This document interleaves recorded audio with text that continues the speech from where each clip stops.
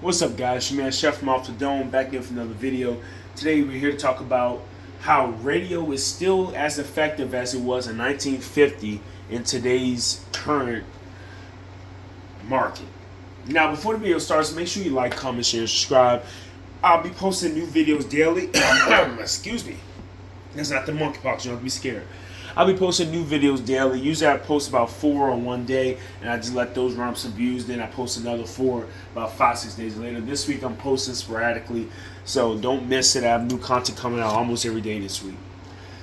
Radio, of course, pretty much from late 1940s all the way up until, I would say, up until 2015, 14, 15, radio mattered. Like, radio was the predominant way of getting your single hot. Over the years, there's been a misconception that radio doesn't matter. Even I thought this for a while, but now I've changed my stance on this. And the reason why I've done this is because if you look at the Billboard Hot 100, majority of songs today that chart, majority, especially for pop artists, majority of pop singles or radio singles, they go to platinum. If it's not rap benefits off the streaming. But pop music and R&B still is pretty sales based. R&B has got more to streaming because hip hop and R&B are already placed together. However, rock, pop, and majority of R&B isn't really getting majority of its lion's share of money and platinum and double platinum certifications from streaming. It comes from sales. When you look at modern artists like Dua Lipa, Olivia Rodrigo, so on and so forth, these guys depend on the radio push. If you look at Dua Lipa's songs, they stay on the chart for about a year plus. If you look at The Weeknd's Blinding Lights, that song stayed on the chart for almost 2 years straight. Save Your Tears is still on the chart for almost 2 years straight.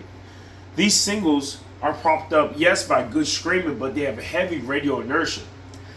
You see, when songs by Dua Lipa stay on the chart for all those weeks, it's not because it's just such a great amount of sales and streaming, because after 25 to 30 weeks, usually the sales and streaming falls off.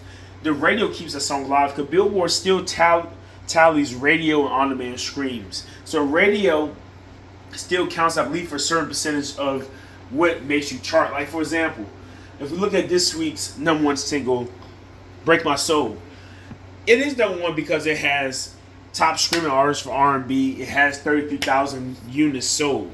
So it is one of the better songs sold. But if you look at a couple weeks prior, when you saw it as it was with Harry Styles, most of it was due to good sales.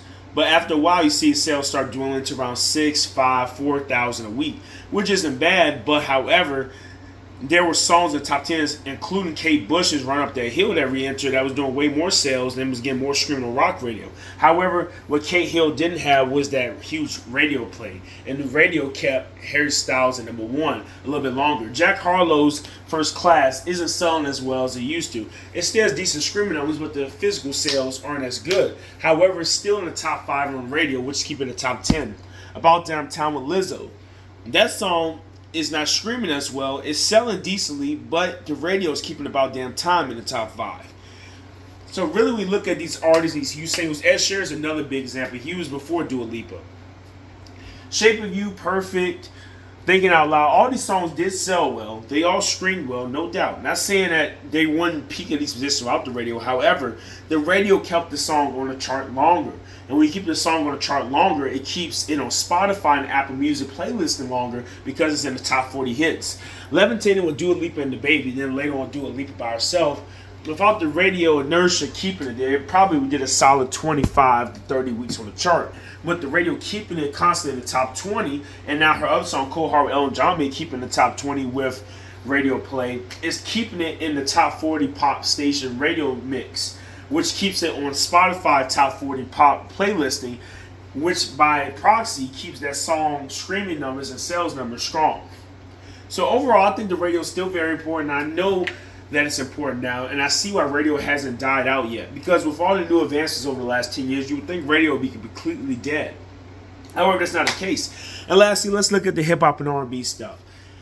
R&B as a genre is pretty dead itself. Like, it's dead. Put a fork in it, throw it in the ground.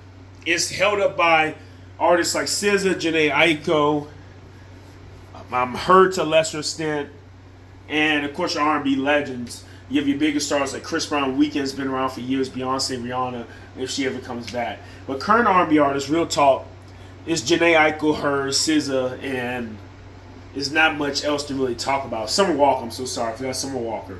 But other than maybe a 5 or 6, there's not really much holding up the genre. It's not a healthy ecosystem. Majority of these artists do have decent streaming numbers. However, R&B radio and hip-hop and R&B radio is keeping R&B alive. And by them playlisting those songs, it goes number 1 on Rhythmic Radio, or it goes in the top 10 on Rhythmic Radio. And then in Case and So Forth, it does the same thing. Hip-hop is a little different because hip-hop moved to streaming mostly. Well, I say that for another video, but overall, I think hip-hop radio play does help certain hip-hop songs, like the ones that aren't streaming as well. Like a song I like, Jackie by Boz featuring J. Cole and Lil TJ. Hip-hop R&B radio took that song up and is continuing to play and continue to play to get it playlisted. Realistically, if we go off streams, the Jackie really doesn't have enough streams to really still be around. However, it's still around the conversation because of radio play.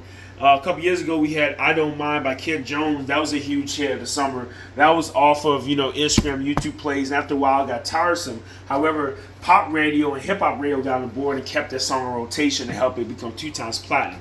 So anyway, make sure you like, comment, share, subscribe. I'm going to do another video on why hip-hop had to go to streaming next after this.